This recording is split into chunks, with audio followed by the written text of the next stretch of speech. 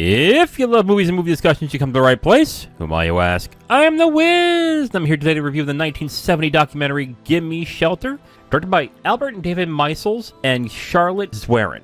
Before I get into the review of Gimme Shelter, I just want to point out something that's very interesting about documentary filmmaking, and it's that you have to have some good luck on your side at times to get the right footage and to have the story you're about to show.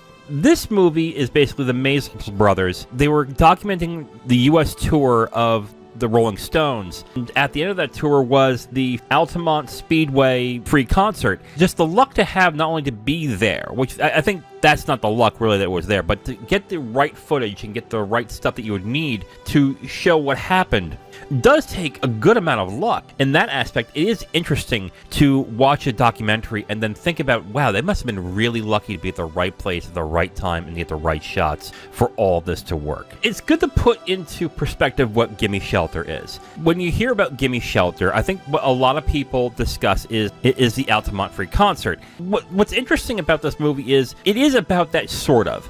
The free concert is in the second half of the film, but the first half is a lot of concert footage, and it's also about the Stones and the people that are helping the Stones set up this concert that they are trying to do, which is the Altamont Speedway Free Concert that happened, I believe, in 1969 in San Francisco.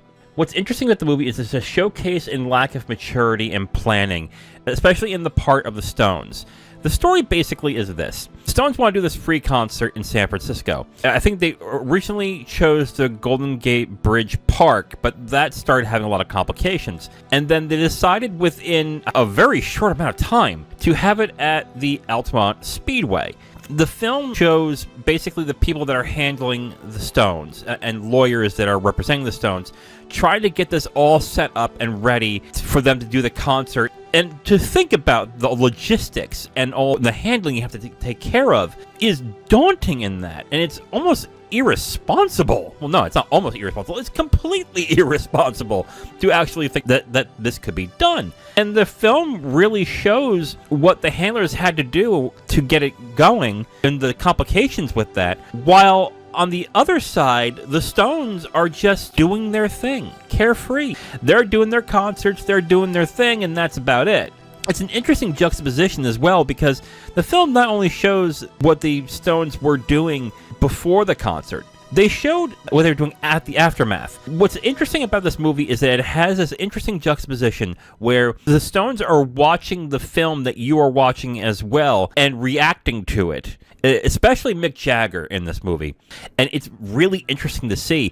It shows a difference in demeanor between the Stones before the concert happened and then after it. And it tells much more about their mentality and how they are afterwards without going into talking head mode and going into interview mode and having them say, yes, I've greatly matured after this happened. What a horrible thing that happened. But I think the way that they did it in this movie was much more organic, and I think it was a better job in that. I do want to point out one thing, though. The film is much more, I would say, a concert film than anything. But it's like a concert film, and then it is the planning of that concert, and then it's a slight true crime angle to it. So if you're watching this thing and they're going to go deep into what happened at the free concert, I think you would want to gauge your expectations there. So if that's what you're looking for, I would say maybe hold back on that one. And here are the footnotes for Gimme Shelter. I'm actually surprised no one has made a biopic about this concert and what happened. I think that would be an interesting 2.5 hour biopic. Maybe just set it at the concert and then splice little bits of what happened beforehand just to show how misplanned it was. But this is really fascinating. And the thing with Gimme Shelter is it's good. I enjoyed it, but it didn't really satiate my curiosity about what happened and how everything happened. And maybe it's just a story of just chaos happened, and then it's just basically what happened. I really want to know more. That's probably the one thing about this movie I'm a little disappointed by, but I don't think that was the purpose of the movie as well. Overall, I'm going to recommend the 1970 documentary Gimme Shelter. Like I said, I think it's an interesting movie. I will say this, though. I think you either need to be a fan of the Stones or just be kind of, like you're like, I don't care about the Stones. If you hate the Stones, I don't think you're going to get into this. A lot of their music is in it, and I think it's also prominently about Jagger and his reaction before and after all this happened. But if you're not a fan of the Stones,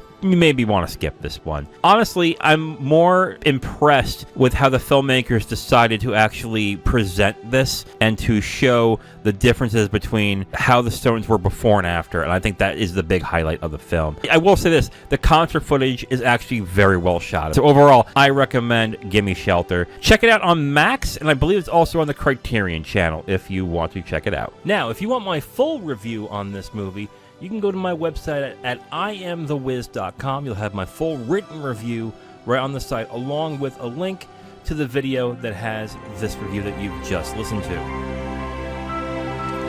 Thank you for listening to this review.